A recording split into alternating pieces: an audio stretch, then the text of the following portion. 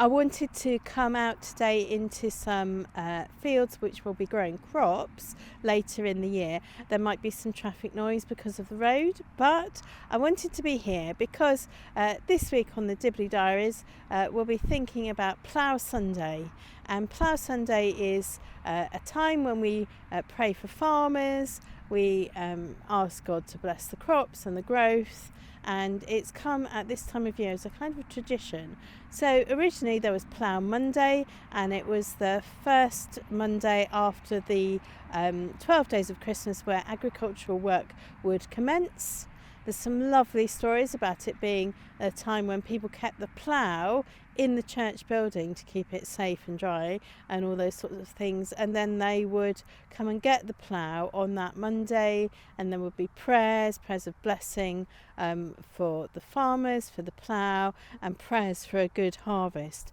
In many ways exactly what we're going to be doing tomorrow, when we are going to be praying for farmers. We're going to be remembering the earth and the good land that God has given us, and we're going to be praying that there'll be a good harvest this year.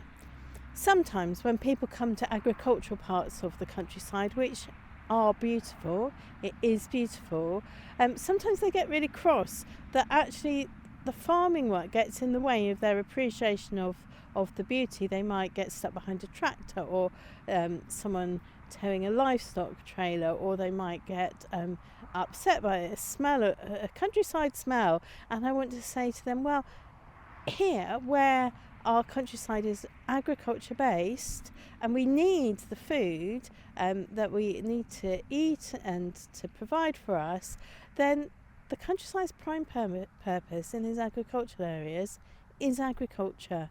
It may look beautiful too, but that is what this land is for. This land is for agriculture. So if you come here, expect that there will be things that have to do with farming that have to go on. They have to be part of what we do here in the countryside.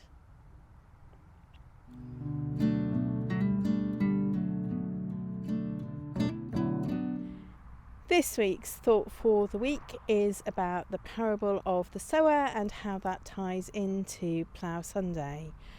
Jesus wasn't a farmer, he was a carpenter.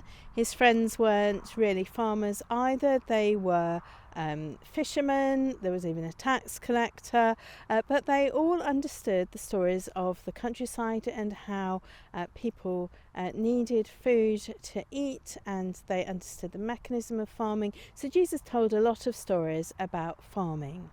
So the parable of the sower is quite a simple parable on some levels, complicated on others.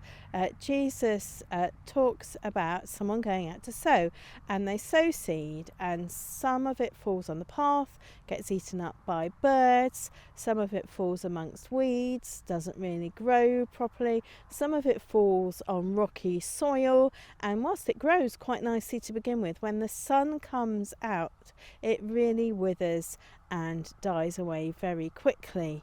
And then some grows in really good soil, and it really thrives and produces a big harvest.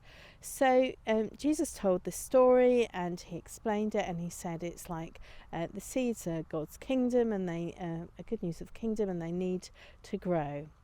I grew up in a very evangelical Anglican church, and for us the parable of the sower was all about getting out there and preaching the gospel, even though we knew that sometimes it wouldn't grow big or strong, but we needed to get out there and actually do the work.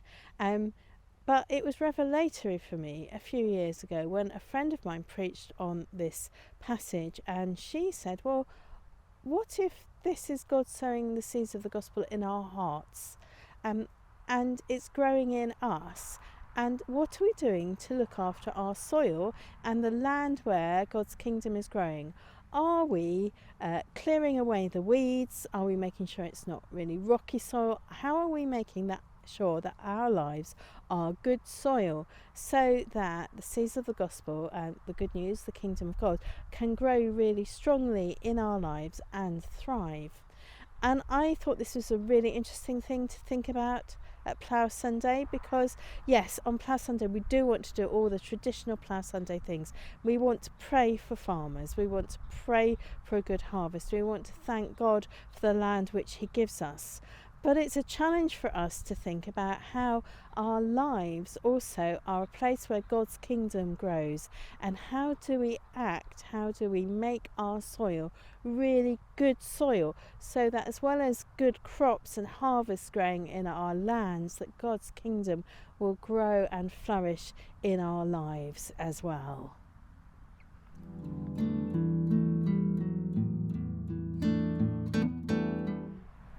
The Dibley moment for the week this week is just a very sweet Dibley thing that happened. Someone I knew was getting married, and she really wanted to come to the wedding on her dad's working farm tractor, and there was a lot of concern about what it was going to be like, that whether or not they'd be able to get the tractor clean enough so that her dress wouldn't be damaged by it being a bit muddy, or what would happen. So her dad went to the local car washing place and said, I know it's not a car, but would you wash my tractor for my daughter's wedding? And they said, yeah, sure, we can wash the tractor. And so it arrived at the church with the bride and her dad, and it was so perfectly shiny and clean and polished, no sign of mud anywhere on it, because they'd done such a good job of washing it for them at the local car wash place. They hadn't really batted an eyelid, but they just made it beautiful for the day. That's it for the Dibley Diaries for this week. I pray that you and your village, however large or small, have a really blessed week, and that you can see the signs of the kingdom of God beginning to grow and peek up through your fields.